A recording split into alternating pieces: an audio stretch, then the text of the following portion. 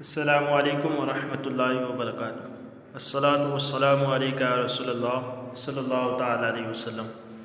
اللہم افتح علینا حکمتک وانشر علینا رحمتک یا ذا الجلال والاکرام۔ آج ہم پڑھیں گے درس نمبر 16 نصاب الصرف کا، جس میں اسم مفعول کا بیان ہے۔ اس سے پہلے ہم نے پڑھا تھا اسماء مشتقہ کسے کہتے ہیں، اس کی تقسیم، تو اس کی جو قسمیں کیے تھے اس کو ہم نے تفصیل سے اب پڑھنا ہے۔ تو پہلی قسم تھی اسم فاعل، اس کو ہم نے پڑھ لیا۔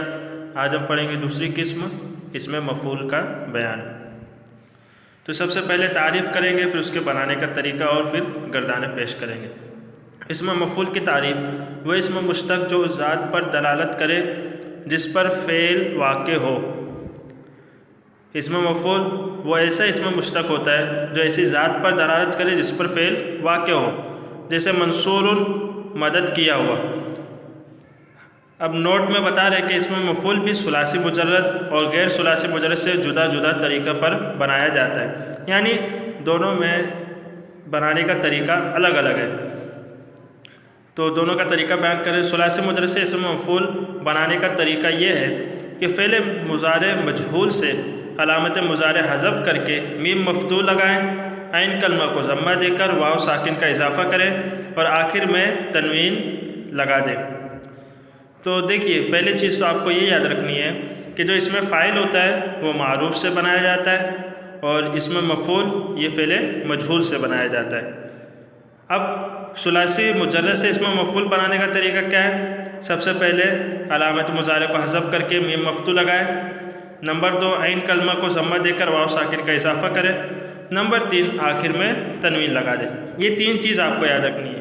علامت مضارع کو حذف کر کے میم مفتوح لگائیں اور عین کلمہ کو ضمہ دے کر واو ساکن کا اضافہ کریں اور آخر میں تنوین لگا دیں، جیسے یفعل سے مفعول۔ یفعل میں یا کو حذف کیا، اس کی جگہ میم مفتوح لائے تو ہو گیا مفعل۔ پھر عین کلمہ کو ضمہ دیا تو ہو گیا مفعول۔ اب واو ساکن کا اضافہ کیا تو کیا ہوا؟ مفعول۔ اب آخر میں تنوین دے دیا، ہو گیا مفعول۔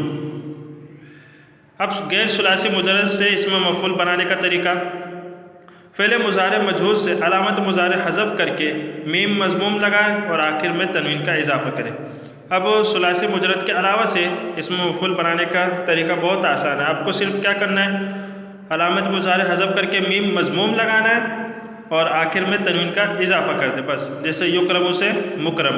یکرم میں یا کو گرا دیا، علامت مضارع میم مضموم لائے، ہو گیا مکرم، آخر میں تنوین دے دی، ہو گیا مکرم۔ تو اب فرق آپ یاد رکھیں، اس میں فاعل ثلاثی سے فاعلن کے وزن پہ آتا ہے ثلاثی مجرد سے، اور اس میں مفعول مفعولن کے وزن پر۔ اب غیر ثلاثی سے تو اس میں فاعل میں کیا ہوتا تھا؟ شروع میں میم مضموم اس میں بھی لاتے تھے، لیکن اس میں یہ تھا کہ آخر میں جو حرف ہے اس سے پہلے والے حرف کو ہمیں کسرہ دینا تھا۔ اگر نہ ہو تو پھر کوئی بات نہیں، اگر نہیں ہے تو کسرہ دینا پڑے گا۔ لیکن جو اسم مفعول ہے اس میں ہمیں کیا کرنا ہے؟ آخر میں کسرہ نہیں دینا ہے، صرف شروع میں میم مضموم لگا دے اور آخر پر تنوین دے دے، بس۔ یہ دو چیز کرنا ہے، تو یہ فرق یاد رکھیے گا۔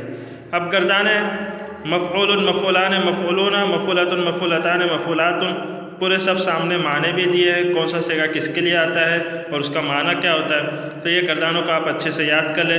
پھر اسم مفعول الثلاثی مزید فی، یعنی ثلاثی مجرد کے علاوہ سے، تو اس میں کی بھی گردانے دیے: مکرم، مکرمان، مکرمون، مکرمۃ، مکرمتان، مکرمات۔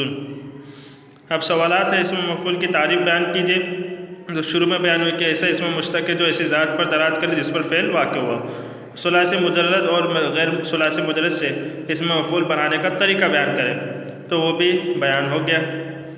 ضرب اور انکار، یہ دونوں مصدر ہے، اس سے آپ کو گردانے پیش کرنی ہے۔ جو ابھی اوپر دو گردانے بیان ہوئی نا، ثلاثی مجرد کی اور غیر ثلاثی مجرد کی، تو یہ گردانے آپ ضرور لکھیں، اس سے انشاءاللہ بہت فائدہ ہوگا۔ اگر کوئی بات نہ سمجھ میں آئے تو آپ ہمیں کمنٹ کر کے ضرور پوچھیں۔ السلام علیکم ورحمۃ اللہ۔